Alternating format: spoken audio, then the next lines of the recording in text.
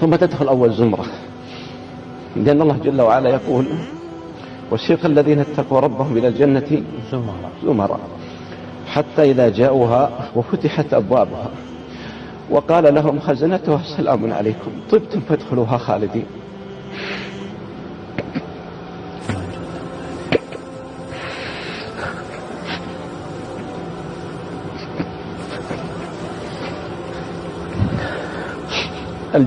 الملائكة يقفون عند أبواب الجنة ويقول الداخلين: سلام عليكم بما صبرتم فنعم عقبى الدار.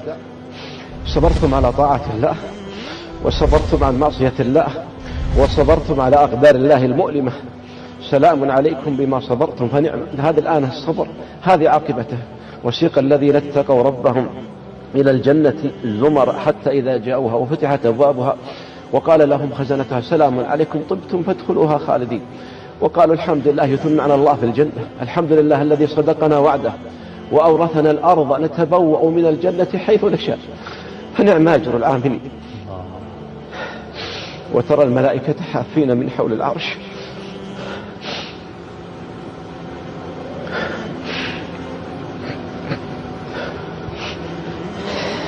يسبحون بحمد ربهم وقضي بينهم بالحق وقيل الحمد لله رب العالمين.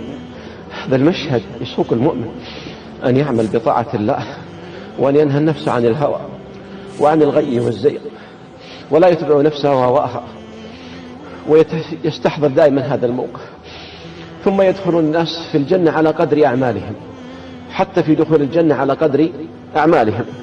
ثم إذا دخلوا، لك أن تتصور يا عبد الله، يا أبا عبد الله، هذا الدخول وهذا النعيم الذي وصفه ربك جل وعلا: أعددت لعبادي الصالحين ما لا عين رأت فلا تعلم نفس ما أخفي لهم من قرة أعين. ما ندري ما بها الجنة، ما تستطيع أن تستوعب ولا تتصور.